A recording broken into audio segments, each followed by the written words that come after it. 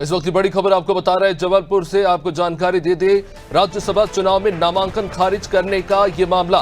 मीनाक्षी नटराजन की याचिका पर हाईकोर्ट में सुनवाई। हाईकोर्ट ने चुनाव आयोग को नोटिस जारी कर दिया है।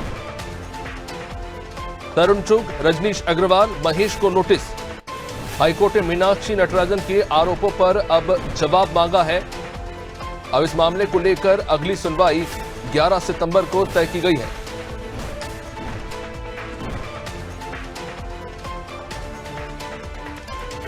तो कोर्ट में अब इस मामले को लेकर सुनवाई होगी। राज्यसभा चुनाव में नामांकन खारिज होने का यह मामला जब हाईकोर्ट पहुंच चुका है। मीनाक्षी नटराजन की याचिका पर अब सुनवाई होगी 11 सितंबर को। चुनाव आयोग ने नोटिस जारी किया है। तरुण चुग, रजनीश अग्रवाल और महेश, ये तीनों जो अभी हाल ही में राज्यसभा सांसद बने हैं।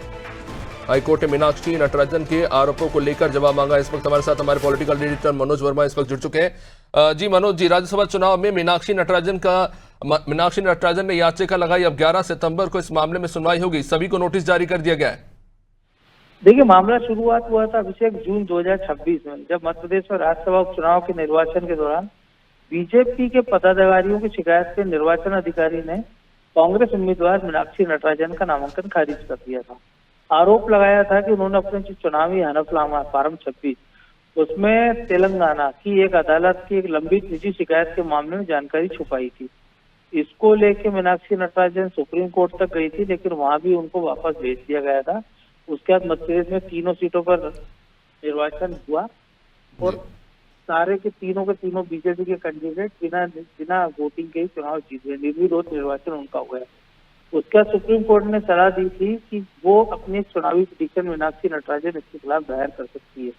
तो चुनावी पिटीशन होती है मामले के 6 महीने के भीतर दायर करना होती है। इसके बाद मीनाक्षी नटराजन ने हाईकोर्ट जबलपुर की शरण ली थी, जहाँ हाईकोर्ट ने संबंधित पक्षों को नोटिस जारी करके सितंबर की तारीख तय की है। अब सुप्रीम कोर्ट में क्या निर्णय होगा, अभी तो हाई कोर्ट में ये देखना दिलचस्प होगा। लेकिन ये तो कांग्रेस के लोग भी अंदर खाने मानते हैं कि उन्होंने तकनीकी रूप से गलती हुई है। हालांकि उनका ये कहना था ये मामला उतना बड़ा नहीं था, उनको एक मौका और दिया जा सकता था। जैसे कि झारखंड में जो निर्दलीय उम्मीदवार हैं उनको पमना ने उनको दिया गया था।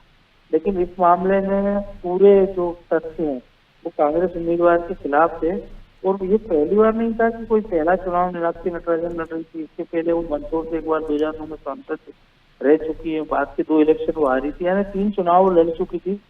तो उनको ये सब पता था कांग्रेस के नेताओं को कि चुनावी हलफनामे में आपको क्या क्या जानकारियां देना चाहिए और क्या नहीं देना चाहिए। तो ये जो तकनीकी गलती थी, ये शायद जो उनके जो फ्लोर मैनेजमेंट वाले लोग थे मीनाक्षी नटराजन की, या जो जेपी धनोपिया कांग्रेस के वरिष्ठ नेता एडवोकेट हैं जिन्होंने पर्चा भरवाया, तो उनसे तकनीकी त्रुटि हुई थी।